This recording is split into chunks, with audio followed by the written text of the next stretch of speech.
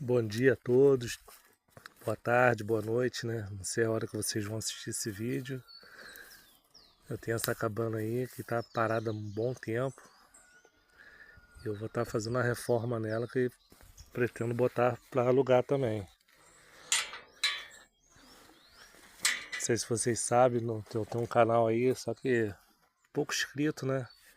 Cheguei até a divulgar esse chalezinho lá. Futuramente eu vou fazer um vídeo mais detalhado dele. Tá alugando, graças a Deus. E aqui também, ó, pretendo dar um trato nela. Mas hoje eu vou começar por essa área aqui. Quero fazer uma área de fazer um banco rústico aqui, fazer um esquema aí para fazer um patamarzinho para estar fazendo uma fogueira. Mas ali embaixo ali eu quero botar uma rede, entendeu? Aí eu vou tentar fazendo um passo a passo aí para você estar acompanhando aí. E puder dar uma moralzinha aí, seguir o canal aí, para ajudar aí, para dar uma motivada. Esse material trouxe ontem. E é isso. Vamos ver o que bicho vai dar agora. Vou fazer uma massa aqui agora. Entendeu? E pra frente eu vou fazer um vídeo bem detalhado desse chalezinho pra vocês.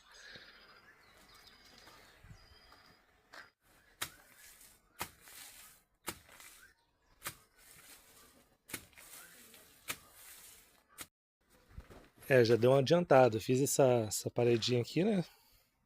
Pra acumular represar essa terra aqui pra fazer uma partezinha mais reta.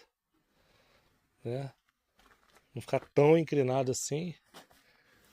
Aí aqui vai ser uma subidinha, né? Bom, virou aqui. Vou fazer de pedra. Que eu vou fazer tudo de pedra, né? Onde vai ser... O pessoal vai botar a lenha, né? Fazer uma fogueira. Ali o banco agora eu vou fazer ele todo no concreto. Bem rústico. Entendeu? Fazendo do jeito que dá, né? E com pouca grana. Dinheiro é sempre, né, meio complicado.